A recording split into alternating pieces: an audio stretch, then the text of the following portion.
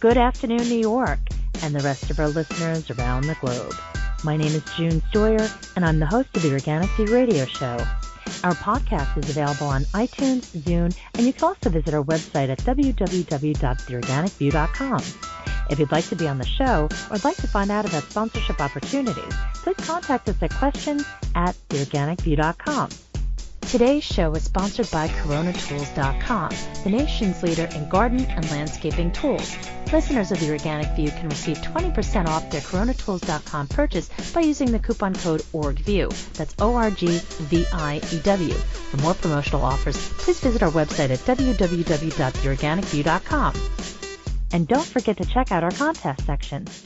On today's show, Tom and I are going to talk about a very big problem concerning the widespread censorship that is growing throughout social media. So I'd like to welcome to the show my co-host, Colorado beekeeper, Mr. Tom Theobald. Hello, Tom. Hello, June. From Colorado, I'm looking forward to this discussion. This is an interesting subject. Well, you've been the one who's had to listen to me for how many years talk about all of these things that previously I haven't been really speaking publicly about, and for the most part, I didn't really think that people would really care for one reason, and secondly, it almost seemed par for the course that if you stand up for something, the powers that be, especially if they're taking money from your adversaries, would do something like this.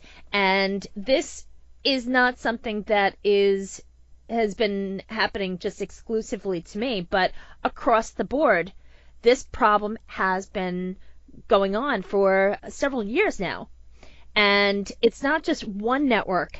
It's now so widespread. It's at the point where it makes you wonder, what are the lengths that industry will go to in order to prevent the information from reaching people who really need to be educated and enlightened as far as what's really happening? Yes, it's an important question, and it's something that bears directly on what we do, because our major purpose is to share information. And if that information is censored in one way or another, it affects what we're able to communicate to people. I think the censorship is not only direct, but it's subtle in that the corporate world has purchased much of the major media outlets, and they can exercise control over what appears. The Neonicotinoid View, the Organic View, is one of those few voices that's speaking out and reaching a fair number of people, but if you see an article about the bee situation or the pesticide situation, for example, in the Wall Street Journal or the New York Times, or Forbes, or many of a number of publications, Time Magazine even, it reaches far more people and seems to have the cachet of good judgment because it comes from such a major source. So that's censorship. It's hard to get controversial ideas out before the people so that they can reach a decision, and that's the kind of censorship that I'm most concerned with, I guess, because it's more subtle. Well, I remember that interview that you did with Dan Rather on CBS, and while it was a great interview, it also left a lot of questions as far as what is going on. They were very quick to say, well, there isn't any solid scientific evidence that proves what's been going on, and that's a lie. We know it, and so many other people know it as well. The scientists know it.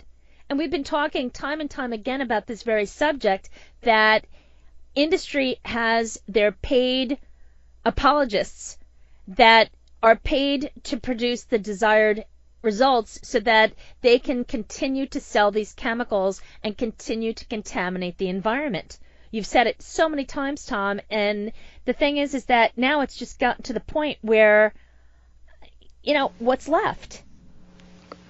Well, in fairness to Dan Rather and his group, at that time, that was 10 or 12 years ago, at that time, this argument that we didn't have adequate science might have had some merit, but several years have gone by, and we've had an avalanche of scientific studies that have shown what the broad damages are from this family of pesticides. So they've educated us, but I've said many times that I think even many of the people who are intimately involved in these questions do not grasp the magnitude of the poisoning from this one family of chemicals alone.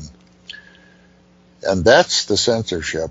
Recently, I received an email from Twitter in regards to what they consider to be suspicious activity on my account. And the subject says information regarding Russian influence campaigns on Twitter. I don't get into politics. I really could care less about the elected officials that we have, because for the most part, what are they doing for the bees? What are they doing for the environmental issues that I advocate? Really nothing. All they're doing is giving us the same excuses that they've been using over and over. It doesn't matter what the administration is. There have been very few politicians that have really done anything. One of them being New Jersey's State Senator Raymond Lesniak, who has been a champion for the environment, champion for animal rights, champion for the bees, and for so many other issues. He's really the only elected official that has really gone out of his way to do anything. So, in regards to this notification from Twitter, it says, Dear June Stoyer, as part of our recent work to understand Russian-linked activities on Twitter during the 2016 U.S. presidential election, we identified and suspended a number of accounts that were potentially connected to a propaganda effort by a Russian government-linked organization known as the Internet Research Agency. Consistent with our commitment to transparency, we are emailing you because we have reason to believe that you either followed one of these accounts or retweeted or liked content from these accounts during the election period. This is purely for your own information purposes and is not related to a security concern for your account. We are sharing this information so that you can learn more about these accounts and the nature of the Russian propaganda effort. You can see examples of content from these suspended accounts on our blog if you're interested. People look to Twitter for useful, timely, and appropriate information. We are taking active steps to stop malicious accounts and tweets from spreading, and we are determined to keep ahead of the tactics of bad actors. For example, in recent months, we have developed new techniques to identify accounts manipulating our platform, have improved our process for challenging suspicious accounts, and have introduced new measures designed to identify and take action on coordinated malicious activity. In 2018, we are building on these improvements. Our blog also contains more information about these efforts. People come to Twitter to see what's happening in the world. We are committed to making it the best place to do that and to being transparent with the people who use and trust our platform. Twitter. That's how they signed it. Here again, I'd like to step back one step. What concerns me about this and many other things is the scrutiny that we seem to be under.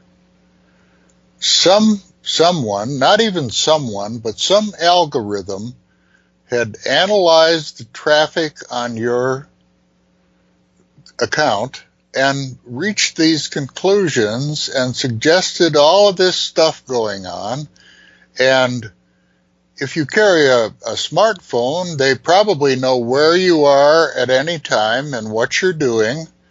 And in many cases, you're on camera unknowingly. As a free citizen, it concerns me to be under this constant scrutiny, and what you're talking about here, June, is one of the real-life consequences of that. I posted this on Facebook, and I received quite a number of comments. And my initial thought when I read this was, apparently it's okay to be a porn spammer on Twitter, posting all sorts of heinous, degrading, and disgusting things, posting about killing animals, posting anti-American crap, but now they're assuming this? I barely remember who 50 of my followers are because Twitter for I think the last 10 years keeps unfollowing the people that I follow. And I know this because they even have unfollowed my account for the Organic View, and they've unfollowed it numerous times. And bottom line, this is censorship. They can do this so freely because it is their website. At this point, though, the message is very clear. Social media, folks, is owned. It's not what it used to be 10 years ago. If you want to play, you have to pay. And that's the bottom line. But the thing is that even if you do pay to be on social media, you do pay to promote Twitter campaigns, or if you have a Facebook page, or whatever the case may be. It depends upon what you are putting out there. But if you have a business, they basically stifle you because they want to get as much money out of you as possible. And if you're doing something that kind of bucks the system, especially their advertisers, they definitely will suppress any of your efforts. And it's not just with the campaign to protect the bees. I've spoken to other animal advocates, environmental advocates, all sorts of different groups, whether it pertains to the animals, human rights, what have you, and they are also experiencing the same thing. Well, who does decide what the criteria are for acceptable discourse? I mean, these are some very basic questions. Again, is it some algorithm that spits you out because they suspect that you're communicating knowingly or unknowingly with the Russians? No. And ignoring the fact that you may be a porn star? Who decides what the hierarchy of evils is? I think that's pretty frightening. Twitter claims to be this friendly place that is a source for information when it's a source for a lot of garbage. And basically most advocates use it because it is a way to connect with people quickly. But people also are well aware of the fact that there's a lot of stuff on there that's really disturbing. If you type in anything and any words that are sexually oriented, the stuff that comes up is just preposterous. And to prove my point, there are accounts that are connected to the porn industry that are verified, and that's all that they promote. So Twitter trying to take this position that there's some wholesome news source is ridiculous. I remember Miriam Hanane, who produced The Vanishing of the Bees, asked me one day, she said, what do you do to get verified on Twitter? And I remember she pleaded with them, please verify my account, because as a bee health advocate, she was really trying her hardest, not only to promote her film, but also to try to get more exposure, and they just ignored her completely. But yet porn spammers can get verified. I found that very ironic. Now, more recently, LinkedIn pulled the same garbage.